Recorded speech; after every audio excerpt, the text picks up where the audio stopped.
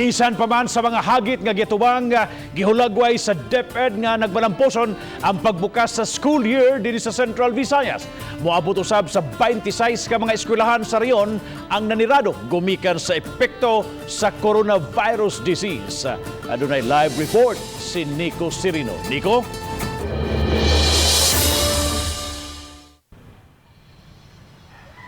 Yes, Bob, taliwa nining pagsaka sa enrollment sa mga public schools dinhi sa Region 7.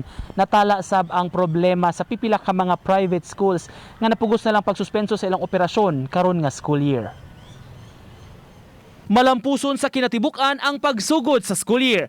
Kini ang assessment sa Department of Education sa rehiyon taliwa sa mga hagit nga gisagubang ubos sa new normal. Sa Central Visayas, 1.8 million ang mga estudyante, mayoriya niini sa public school system. Wala gyud na dawat nga major nga mga problema nga para angay natong sulbaron or even nga makaingon ta nga dili nato masulbad, no? So we have mga minor problems but we address them right away.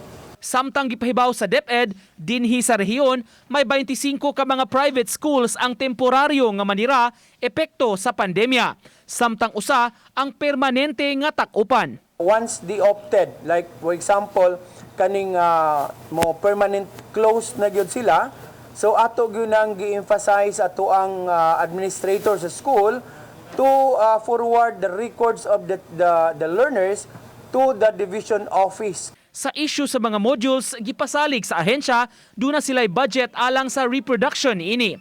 Mamahimong mudawat sab og donasyon, labi na sa mga bond papers, apan mas maayo nga idiretso sa eskwelahan ug dili sa teacher mismo. Sa mga nahitabong nabahaan o mga nabiktima sa sunog, kundiin lakip sa apektado ang mga estudyante o ang ilang mga modules, doon na plano ang DepEd sa mga buffer stocks o pag-reproduce ni ini aron mahatagan ang mga naapektuhan. On target sa atong target aning buffer na atong module, in case na adjud extreme condition nga kinahanglanong good sa mga schools nato ang atong self-learning module, then the region is ready and prepared for this situation. Gipahibaw ni Jimenez sa DepEd sa rehiyon may moabot sa 100 ka mga personnel lakip teachers nga nataptan sa COVID-19. Duha gyud ka personnel ang namatay.